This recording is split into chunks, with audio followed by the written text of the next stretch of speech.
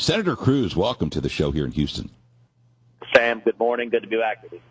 First of all, props on schooling the alt-left yesterday at the Cavanaugh hearings. I loved how you just let him, by the way, Trump won, get over it, and move on. What was that like yesterday? Well, it's been a circus. I mean, we have seen these left-wing protesters interrupting every minute or two, screaming and yelling. I think the first day we had 70 arrests. We had a comparable number yesterday. And apparently they're working in close coordination with Democratic senators, that this is part of their strategy, is just to scream and yell.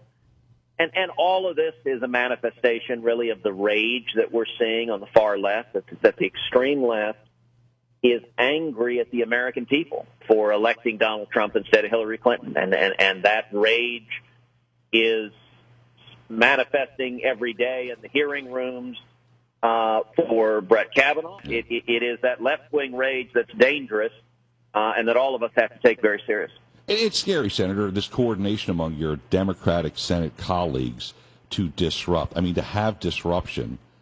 What Americans want is a hearing, right? That's what he's due. Yep. What Brett Kavanaugh is due, a hearing before the Senate and then a vote.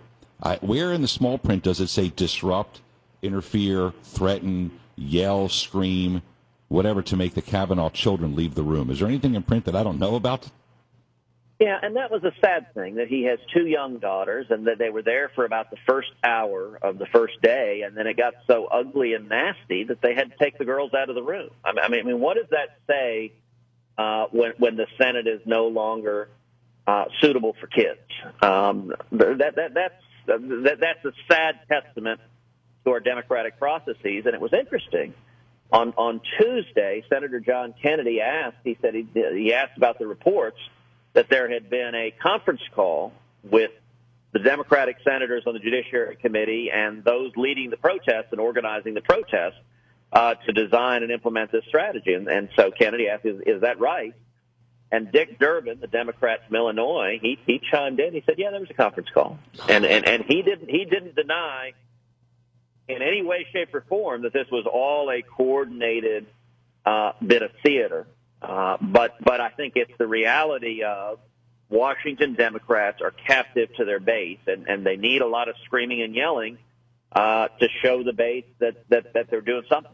Senator Ted Cruz joining us, our senator from the great state of Texas. Are you worried? Do you ever feel like your safety is in jeopardy when someone stands up and starts screaming, or are you just like, okay, it's protester number 72?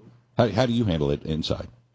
There has not been any significant threat to safety. I mean, for one thing, in the hearing, there are probably 15 or 20 Capitol Police there, so that when someone stands up, they very quickly, if they're disrupting the hearing, they're arrested and they're escorted out. Now, these people are screaming and yelling. Some of them flop down and play dead and make the cops carry them out. And I will say the Capitol Police has done really an excellent job dealing with a difficult situation and doing it in a calm and professional but serious way. And so I don't think there has been meaningful security threats. It's just disrupted the ability to actually question the nominee and examine the record, and that's their objective, is to disrupt.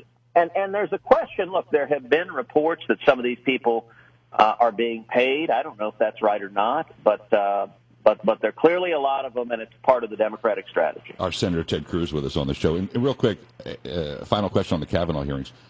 Does it ever occur to anybody on the left that conservatives, those who embrace God's word and such, pro-lifers, didn't act like this when Elena Kagan or Sonia Sotomayor were up before the Senate, before they were appointed to the Supreme Court? I think the left, the only thing they can see on the far left is their hatred of Donald Trump. It is all-consuming, and it colors everything. And so they don't view any past presidency, any past nomination as even remotely relevant. They just, every decision they make, it is fueled by hatred of Trump. And it's irrational and visceral and emotional, but it is all-consuming for the extreme left, for many of the Washington Democrats, and for virtually the entirety of the mainstream media. I mean, they all have full-on Trump derangement syndrome. Absolutely.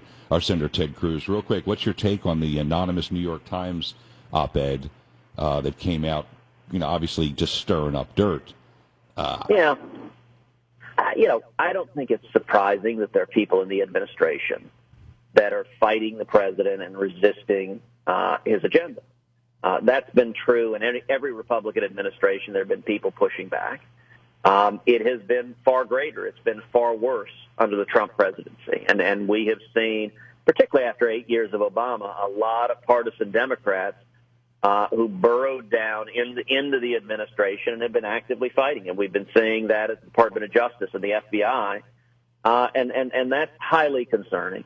But at the end of the day, we got a job to do. We need to keep moving forward. It's remarkable, Sam. You look back at the last year and a half, everything that's been accomplished, the biggest tax cut of a generation, pulling back job-killing regulations that had been hammering Texas, that had been hammering oil and gas and hammering agriculture and farmers and ranchers, repealing the Obamacare individual mandate, which I led the fight to do, and nobody thought we could get it done. We got it done. Confirming strong constitutionalist judges, which we're obviously right in the middle of right now. Rebuilding the military with the biggest military rebuild since Ronald Reagan. I mean, all of those are major, major accomplishments. And my approach is ignore the political circus, ignore all the people lighting their hair on fire on cable TV, and focus on substance. Focus on my number one priority is jobs, jobs, jobs, because that's the top priority of Texans. And I think we're seeing incredible results by focusing on substance. Amen. Amen. Our United States Senator Ted Cruz.